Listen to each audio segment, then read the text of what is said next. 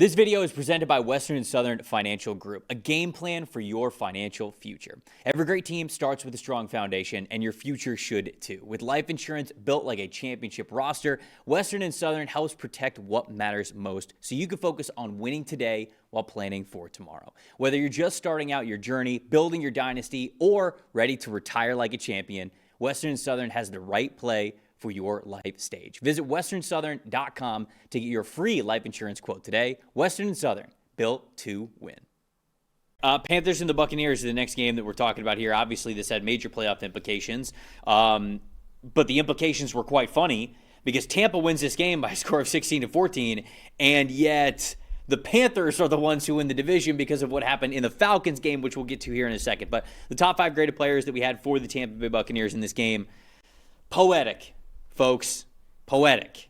Oh, no, are we doing the Panthers? Okay, well, I guess we're doing the Panthers first. Division champions first. Why not? All right, fine, whatever. Safety Nick Scott within 86.6. That wasn't the poetic part, although shout out to Nick Scott, I suppose.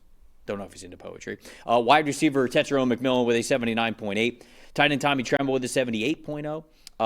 Offensive tackle Taylor Moton with a 75.1. And the defensive tackle Derek Brown with a 69.3. Bryce Young in this game a 67.3 overall grade. And then on Tampa Bay's side of things, this was the poetic part. The guy who is sitting there at number 1, who I'll talk about a little bit more here in a second, linebacker Lavonte David was their highest graded player in this game.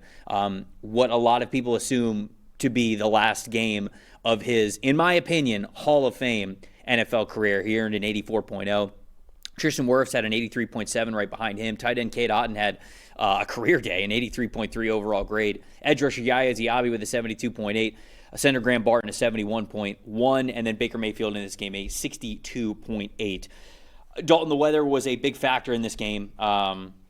Rain made this a really uncomfortable and unideal game plan, I think, all the way around. But let's talk a little bit about, I think we need to focus more so on Carolina's side of things because they're the team that's playing this upcoming weekend. I felt like I was pretty disappointed in the game plan overall from them. I get it. It's raining. You know, you don't want to put the ball in harm's way. It's tougher to throw the football, all that kind of stuff. But we went into this week thinking the Panthers have to have a much more aggressive game plan if they're going to win this game. And I thought that they were really conservative in how they played, and especially towards the beginning of the game. And I just don't know if they're willing to put enough on Bryce Young's plate for them to actually make some noise during the playoffs. And I think this game was another example of that. The problem is I think they would have been more aggressive, but for the weather, right? Just pouring rain, especially through the first half. I hope that that's the case. It looked like with the rain in the first half especially that they were stuck. Because once Bryce got in a rhythm in the second half, Panthers offense really started rolling. They just came up a little bit short in the end. But I think when you look at now, this team in the first half of the season especially, we knew them as a really good running team, right? Their offensive line, their tight ends were doing a great job blocking. And then you had Rico Dowdle and Chuba Hubbard running the ball so well and giving this team some balance, taking some of the weight off of Bryce's shoulders. Well, in this game, when you talk about playing in the pouring rain like that, there's 3 things I think that really matter when it comes to those conditions. 1 is ball security. 2 is field position. And 3, you have to be able to turn around and hand the football off. This is a game, and this was the problem is for the matchup, you're right. You don't want to run on first down all that often. But you had to in this game in these conditions, at least early on, right? But they fell in a hole because the Bucs did a better job running the football, and they just did it more often. The Bucs ran the ball 42 times in this game. Carolina just 14 for 19 yards. The Bucs had 140 yards. Now, was it the most efficient day for the Bucs ever? No, but it was enough to keep the chains moving, right, and keep yourself at least in decent spots in terrible weather. And then in the second half, obviously, like we mentioned, Bryce got better in the second half, but the Panthers only 1 first down all day running the football. Right. And that was on, I believe, a 4th and 1 for Chuba Hubbard in the second half of this game. The last thing, actually, when you talk about conditions, too, tackling. Okay, the Bucs only missed 5 tackles all day. Panthers missed 17. That's a big part of that rushing production, too, for the Bucs. So just when it came down to, in an ugly game early on especially, when the Panthers needed to be a more physical team than Tampa, because we were figuring this was a disadvantage, right, with Vita Vea and those guys on the inside. Mm-hmm. We talked about that in their first matchup where, hey, this is probably going to be on Bryce Young if they're going to win or lose this game. This was the case also, but to me, the weather conditions in the first 2.5 quarters didn't allow Dave Canales, didn't allow allow the Panthers to do that, and they just couldn't find any production in the run game to balance it, and they fell behind and dug themselves a hole they just couldn't come back out. Yeah, 20 total yards between Hubbard and Dowdle in this game on 12 carries. I mean, that's just something that Carolina, I think through the middle part of the season, they were very comfortable with how good they were as a rushing team. And down the stretch, and I think going into the postseason, they're going to need to lean more on Bryce Young. So it'll be interesting to see how aggressive they are for this upcoming matchup that they're hosting in the playoffs. And I hope it's going to be more aggressive because, quite frankly, we've said on this show, if they don't put more on Bryce Young's plate, they're just not having the ceiling that you need to, especially against good teams. And, they're playing the Rams. They beat the Rams in Carolina. So they have done this before, but they did so by being really aggressive. It was almost a game plan where they thought, we got nothing to lose. We have to keep up with the team that's going to score 30 points at minimum, and they've got to have that same mindset going into that matchup there against the Rams. My most impressive, I'm just going to shout him out because I have to. Lavonte David in this game, a 76.5 run defense grade, an 81.5 coverage grade. He tied Derek Brooks for the most tackles in Buccaneers history. He also joined Ray Lewis and Brian Urlacher as the only players with 45-plus sacks and 35-plus takeaways since 1982. This is a Hall of Fame player. I think this is absolutely a Hall of Fame player. This is a storybook career. This is a player who was drafted by a team and only played for that team. It was 9 years before Lavonte David ever even made the postseason. He played nearly a decade in Tampa before he played a single postseason game.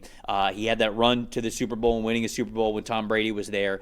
He has long been one of the best, most efficient linebackers in the NFL, whether it comes to run defense, the pass rush ability that he has as a blitzer, but especially in coverage when what is asked of him as a will linebacker to cover so much, to cover different types of receivers, different types of running backs out of the backfield.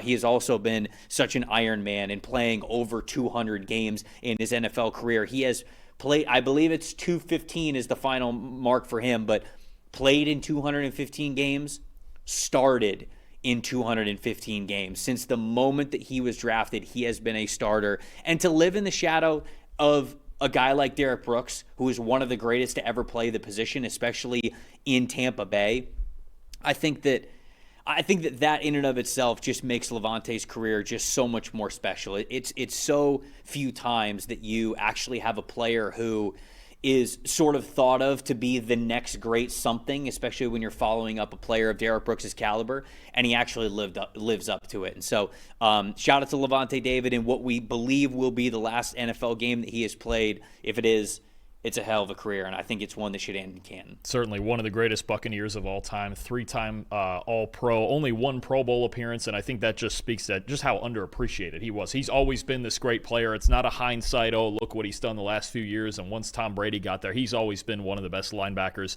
in the league for 14 years, and I think fitting that he goes out in this game with his highest-graded game of the season. He was outstanding. He was a huge reason they won this game, and he's been a huge reason for the Bucs' success for 14 years. So if that is it, congratulations to Lavonte for sure. It's been an outstanding career.